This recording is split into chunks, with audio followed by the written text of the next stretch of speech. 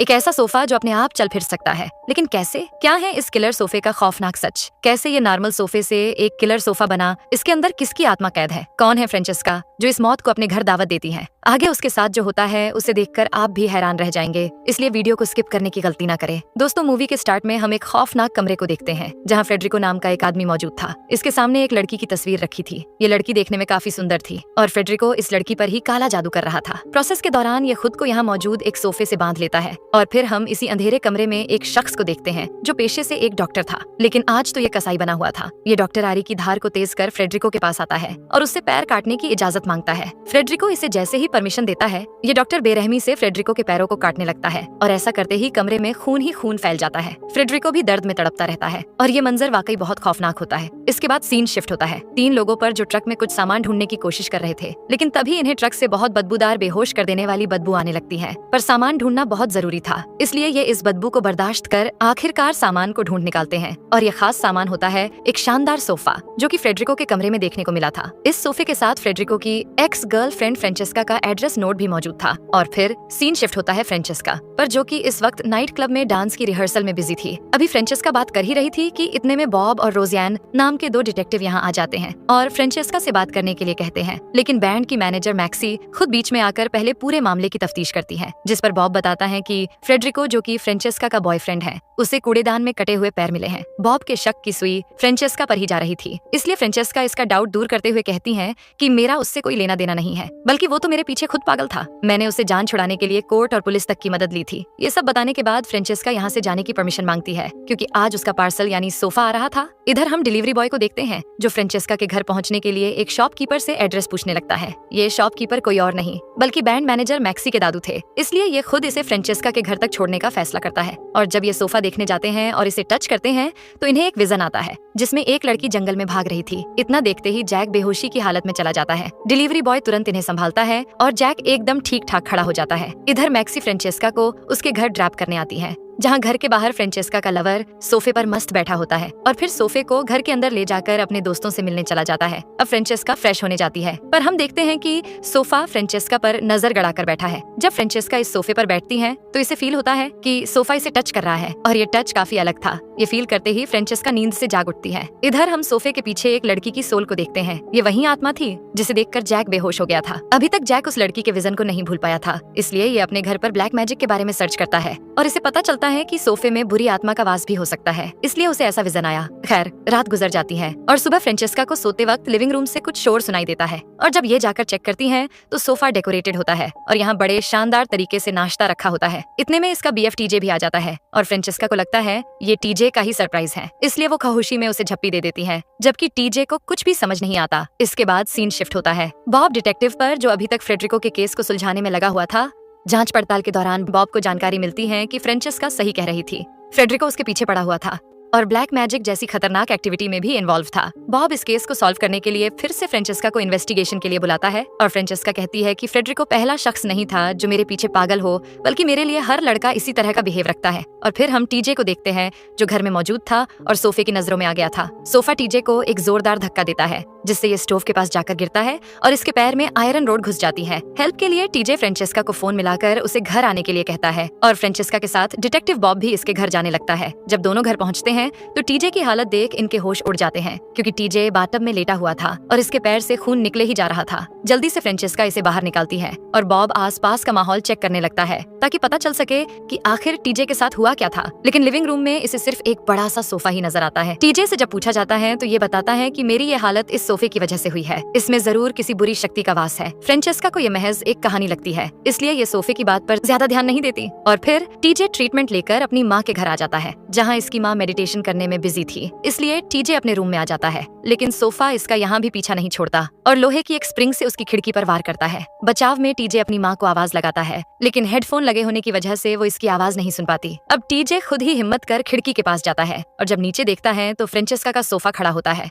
जिसकी नजर इसी पर टिकी हुई थी। सोफे का ये दुश्मनी वाला बिहेवियर देख टीजे के पसीने छूट जाते हैं और ये जल्दी से खिड़की को बंद कर अंदर आने की कोशिश करता है, पर सोफा अपनी स्प्रिंग खिड़की में अटकाकर इसे नुकसान पहुंचाने का ट्राई करता है और जब टीजे यहाँ से भागने के दौरान जमीन पर गिरता है तो स्प्रिंग इसके पैर में घुस जाती है, जिससे टीजे को काफी दर्द होता है। इससे पहले कि ये कुछ कर पाता, इतने में सोफे के अंदर से एक एनर्जी निकलती है जो टीजे की सोल को अपने वश में कर उसे मौत की नींद सुला देती है और इस तरह एक सोफे की वजह से टीजे मारा जाता है। इधर हम जैक को देखते हैं जो अपनी साथी जेनी के साथ मिलकर सोफे में मौजूद बुरी आत्मा को कंट्रोल में करने की कोशिश करता है। जैक बुरी आत्माओं से बात करना चाहता था, इसलिए ये एक खास रिचुअल की मदद से बुरी आत्माओं की दुनिया में पहुंच जाता है और फिर से इसे वहीं पहले वाली लड़की दिखाई देती है जो किसी से डरकर अब भी जंगल में भाग रही थी। भागते भागते इसका एक कपड़ा गिर जाता है और जब जैक कपड़े को देखता है तो इसमें एक जहरीला फूल दिखाई देता है। जैक तुरंत इस कपड़े को अपने हाथ में ले लेता है और ऐसा करते ही ये जंगल के एक दूसरे हिस्से में पहुंच जाता है जहां उसी लड़की के पास एक औरत आती है जिसके हाथ में एक टोकरी थी। बिना कुछ सोचे समझे लड़की जल्दी से टोकरी में से चाकू निकालकर खुद को नुकसान पहुंचा लेती है और यहीं मारी जाती है। इतना खौफनाक नजारा देख औरत की भी आंखें खुली की खुली रह जाती हैं। इसी जंगल में एक लड़का भी मौजूद था जो ये मंजर देख यहाँ से 9-2-11 हो जाता है। इतना देखने के बाद जैक असली दुनिया में आ जाता है और जेनी को बताता है कि उस लड़की ने किसी को जहर दिया और फिर उसने खुद को भी खत्म कर लिया। इसी की आत्मा इस वक्त सोफे में कैद है और अब यही सोफा उसका घर भी है। इतना सब जानने के बाद जैक समझ चुका था कि वो सोफा जानलेवा है, इसलिए फ्रेंचेस्का को भी उससे खतरा है। और फिर हम फ्रेंचेस्का को देखते हैं जिसकी रात में आंख खुलती है तो वो खुद को सोफे पर पाती है और जब इसकी नजर जमीन पर पड़ती है तो वहाँ इसका अंडरगारमेंट पड्डा होता है। लेकिन ये यहाँ आया कैसे? यही सोचकर फ्रेंचेस्का इसे जैसे ही उठाने के लिए हाथ आगे बढ़ाती है तो इसे बाथरूम में किसी की शेडो दिखती है, पर जब ये बाथरूम में जाकर चेक करती है तो वो सुनसान पड़ा होता है। फ्रेंचेस्का बाथरूम की खिड़की बंद कर बाहर आ जाती है लेकिन फिर से इसे किसी फिगर का एहसास होता है। इतने में फ्रेंचेस्का नींद से जाग जाती है, यानी ये सब ड्रीम में हो रहा था। इसे एक सपना समझकर फ्रेंचेस्का को काफी राहत मिलती है, लेकिन तभी इसे लिविंग रूम से कुछ अजीब आवाजें सुनाई देती हैं। फ्रेंचेस्का जब उठकर वहां जाती है तो सोफा भाई साहब वहां विराजमान होते हैं जो फ्रेंचेस्का को देख उसकी तरफ बढ़ने लगते हैं, लेकिन सोफे का ये अनोखा अंदाज देख फ्रेंचेस्का की चीख निकल जाती है और ये जल्दी से मैक्सी को कॉल कर घर आने को कहती है। मैक्सी घर आकर जब फ्रेंचेस्का की बातें सुनती है तो उसे एहसास होता है कि फ्रेंचेस्का अब भी फ्रेडरिको की मौत के सदमे से बाहर नहीं निकल पाई है, इसलिए ये इसे अपने घर ले जाती है और दोनों यहीं सुकून की नींद सो जाती है। नेक्स्ट मॉर्निंग जब टीजे की माँ टीजे के रूम में सफाई करने जाती है तो उनके बेटे टीजे की लाश पड़ी होती है जिसे वैक्यूम क्लीनर अपने अंदर खींच लेता है और ये देख टीजे की माँ हैरान रह जाती है। इधर जब फ्रेंचेस्का अपने घर वापस आती है तो इसे सोफा ठीक जगह पर रखा मिलता है। अभी फ्रेंचेस्का कुछ सोच ही रही थी कि तभी इसे बॉब का मैसेज आता है जिसमें बॉब ने इसे जल्द से जल्द पुलिस स्टेशन आने के लिए कहा था। मैसेज पढ़ते ही फ्रेंचेस्का पुलिस स्टेशन की तरफ बढ़ने लगती है, पर घर से निकलने से पहले ही इसके सामने इसका एक्स बॉयफ्रेंड राल्फ दस्तक देता है। राल्फ इससे कहता है कि मैं तुमसे शादी करना चाहता हूँ, लेकिन फ्रेंचेस्का इससे बात तक नहीं करना चाहती थी, इसलिए ये इसे इग्नोर कर पुलिस स्टेशन की तरफ रवाना हो जाती है। फ्रेंचेस्का के जाते ही राल्फ बिना बताए फ्रेंचेस्का के घर में घुस जाता है। इधर बॉब फ्रेंचेस्का को टीजे की हैरान कर देने वाली मौत के बारे में इन्फॉर्म करता है। टीजे की डेथ न्यूज सुन फ्रेंचेस्का काफी दुखी होती है और फिर बॉब मैक्सी और फ्रेंचेस्का दोनों से कुछ सवाल जवाब करना शुरू करता है ताकि केस को सॉल्व किया जा सके। दरअसल बॉब को टीजे के चेहरे पर फ्रेंचेस्का के नाम के 2 अक्षर लिखे हुए दिखे थे। बॉब को टीजे और फ्रेडरिको दोनों की मौत एक कड़ी में जुड़ी हुई दिखाई देती है। बॉब को लग रहा था कि शायद फ्रेंचेस्का के किसी एक्स बॉयफ्रेंड ने ही दोनों का खून किया हो, क्योंकि फ्रेंचेस्का ने कहा कि सभी लड़के उसके पीछे पागल हैं। अपने एक्स बॉयफ्रेंड की लिस्ट में से फ्रेंचेस्का राल्फ पर शक जाहिर करती है क्योंकि सुबह ही वो उससे शादी करने की बोल रहा था। सभी छानबीन करने के बाद बॉब का शक वॉरेनली नाम के एक आदमी पर जाता है जो कि पेशे से एनिमल डॉक्टर था। दूसरी तरफ हम राल्फ को देखते हैं जो अब भी फ्रेंचेस्का के घर में ही घूम रहा था। ये जब सिक्योरिटी सिस्टम को चेक कर रहा होता है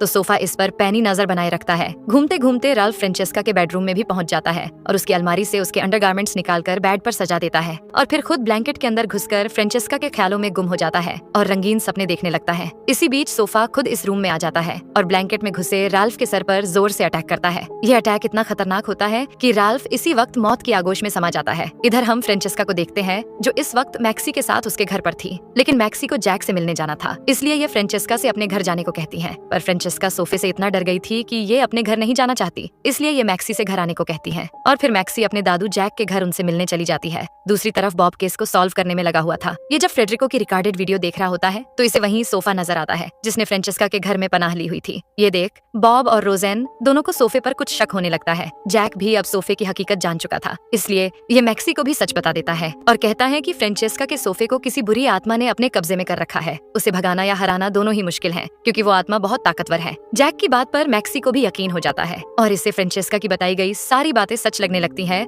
जो उसने सोफे के बारे में कही थी। मैक्सी फ्रेंचेस्का को किसी भी परेशानी में फंसता नहीं देख सकती थी, इसलिए ये अकेले उसके घर जाकर सोफे को बाहर निकालने की कोशिश करती है। लेकिन तभी इसकी नजर बैल्कनी पर पड़ती है जहाँ राल्फ की लाश को कोई खींच रहा था। मैक्सी ने जब पास जाकर देखा तो पता चला किलर सोफा ही राल्फ को खींच रहा है और फिर ये इसे बालकनी से नीचे फेंक देता है। ये देख मैक्सी के होश उड़ जाते हैं और ये अपनी जान बचाने के लिए यहाँ से भागने लगती है, लेकिन जल्दबाजी में इसका पैर एक क्लिप पर पड़ जाता है जिससे साउंड रिलीज हो जाता है। सोफे के कानों में भी ये आवाज पहुंच जाती है और उसे मैक्सी की मौजूदगी का पता चल जाता है। सोफे के कुछ करने से पहले ही मैक्सी यहाँ से भागने लगती है, लेकिन शातिर सोफा अपनी स्प्रिंग से फटाफट मेन मेन डोर बंद कर देता है और मैक्सी की तरफ बढ़ने लगता है। ये देख मैक्सी जल्दी से बाथरूम में जाकर खुद को लॉक कर लेती है और यही मौजूद खिड़की से बाहर निकलने की जुस्तजू में लग जाती है। लेकिन अफसोस चालाक सोफा डोर के छोटे से होल से ये सब नजारा देख रहा था। जैसे ही मैक्सी बाहर निकलती है तो इसका पैर स्लिप हो जाता है और ये डायरेक्ट डस्टबिन के अंदर घुस जाती है, जबकि इसकी कार की चाबियां अंदर घर में ही पड़ी रह जाती हैं। अब सोफा फ्रेंचेस्का के सिंक के पास जाता है और यहाँ से फ्रेंचेस्का से कांटेक्ट करने की कोशिश करता है। मैक्सी के सिंक में फ्रेंचेस्का को कुछ आवाज सुनाई देती है और जब ये पास जाकर सुनती है तो इसे वेलेरिया नाम सुनाई देता है और ये आवाज किसी और की नहीं बल्कि सोफे की ही होती है। इससे पहले फ्रेंचेस्का कुछ समझ पाती। इतने में यहाँ बॉब रोज़ेन आ जाते हैं। फ्रेंचेस्का बॉब को बताती है कि मैक्सी 2 घंटे पहले यहाँ से निकली थी लेकिन अब तक घर नहीं आई। बॉब फ्रेंचेस्का को शांत कर इसके घर जाने का फैसला करता है।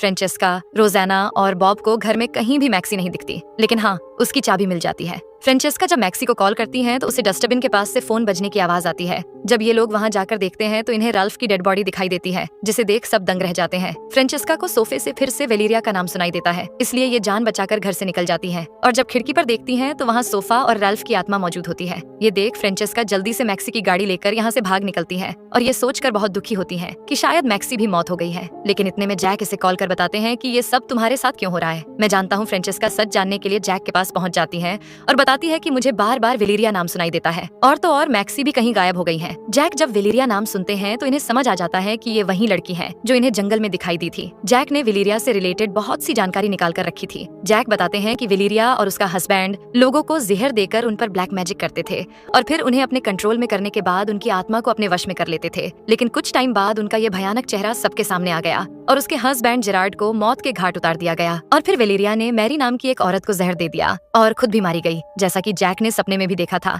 मैरी नाम सुन फ्रेंचेस्का काफी शॉकेड होती है क्योंकि ये तो उसकी परदादी थी। इस पर जैक खुलासा करते हैं कि वेलेरिया ने जब खुद को खत्म किया तो उसकी आत्मा ने मैरी के शरीर को अपना घर बना लिया और फिर जो भी मर्द मैरी को देखता वो उसका दीवाना हो जाता। ये एक श्राप था जो वेलेरिया ने मैरी और उसके परिवार पर लगा दिया था। अब फ्रेंचेस्का को समझ आ जाता है कि इसी श्राप की वजह से उसके पीछे कई लड़के पागल हैं। यहाँ एक और खुलासा होता है कि फ्रेडरिको को भी जेरार्ड की आत्मा ने ही अपने कंट्रोल में कर लिया था ताकि जेरार्ड और वेलेरिया फिर से साथ हो जाएं। जैक बताते हैं कि आत्माएं सिर्फ जिंदा इंसानों को ही अपना शिकार बनाती हैं। ये सुन फ्रेंचेस्का पूछती हैं कि सोफे में आत्मा कैसे आई, इसका क्या राज है। जैक इसका जवाब नहीं दे पाता, लेकिन हाँ, आत्माओं को कैद करने के लिए 2 बॉक्सेस बनाने में जुट जाता है। इसी बीच फ्रेंचेस्का को सोफा नजर आता है और वेलेरिया की सोल भी इसे दिखाई देती है, लेकिन जल्द ही इसका ये भ्रम दूर हो जाता है और जब ये जैक को देखती है तो उन्हें हार्ट अटैक आया होता है। इस हालत में जैक फ्रेंचेस्का से मदद ना करने को कहकर जल्दी से बॉक्स को सोफे के पास रखने का आर्डर देता है। दूसरी तरफ हम वॉरेन ली को देखते हैं जो बॉब को बता रहा था कि उसने फ्रेडरिको को खुद नहीं मारा बल्कि फ्रेडरिको के कहने पर ही उसने उसके पैर काटे थे।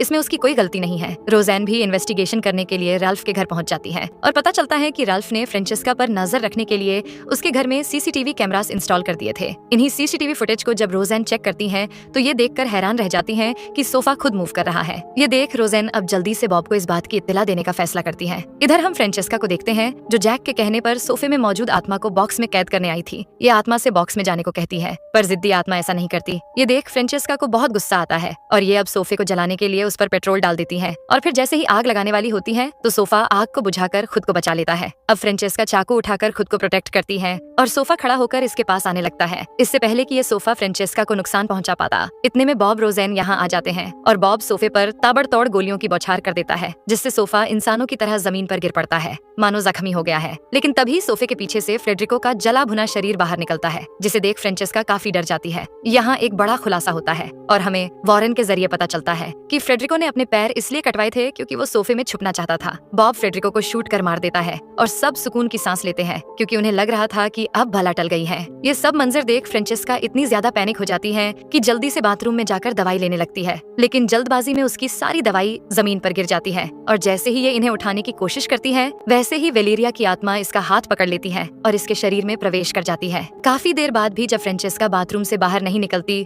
तो रोज़ेन इसे चेक करने आती है और रोज़ेन की आवाज सुन फ्रेंचेस्का बाहर निकलती है और कहती है सब कुछ नॉर्मल है। इसके बाद सीन शिफ्ट होता है डस्टबिन पर जहाँ से मैक्सी बाहर निकलती है। दरअसल ये मरी नहीं थी बल्कि नीचे गिरने की वजह से बेहोश हो गई थी। मैक्सी जल्दी से फ्रेंचेस्का के घर जाती है और मैक्सी को यूं सही सलामत देख फ्रेंचेस्का की खुशी का ठिकाना नहीं रहता और ये अपनी दोस्त को गला लगा लेती है और कहती है अब सब सही हो जाएगा। लेकिन जब हमें आईने में फ्रेंचेस्का का चेहरा दिखता है तो समझ आता है कि अब भी फ्रेंचेस्का को वेलेरिया की आत्मा ने अपने काबू में कर रखा है। सब नॉर्मल होने के बाद बॉब और रोजेन यहाँ से चले जाते हैं और जब बॉब फ्रेंचेस्का से मिलने घर आता है तो फ्रेंचेस्का इसे बताती है कि मैं इस सोफे को अपने पास रखूंगी। ये बात सुन बॉब को काफी अजीब लगता है क्योंकि सोफे की वजह से इतना सब कुछ हुआ था। फ्रेंचेस्का इसे चाय देती है जो कि उन्हीं जहरीले फूलों से बनाई गई थी जिनका इस्तेमाल वेलेरिया लोगों को मारने के लिए करती थी। इसलिए जैसे ही बॉब इस चाय को पीता है तो ये भी जमीन पर बेसुध हालत में गिर पड़ता है। कुछ देर में रोजेन भी यहाँ आ जाती है क्योंकि ये जानती थी कि बॉब इस वक्त फ्रेंचेस्का से मिलने आया था। लेकिन जब ये घर के अंदर का नजारा देखती है तो दंग रह जाती है क्योंकि सामने रखा सोफा बॉब की सोल को अपने अंदर ले रहा था। सोल निकलते ही बॉब की मौत हो जाती है और फिर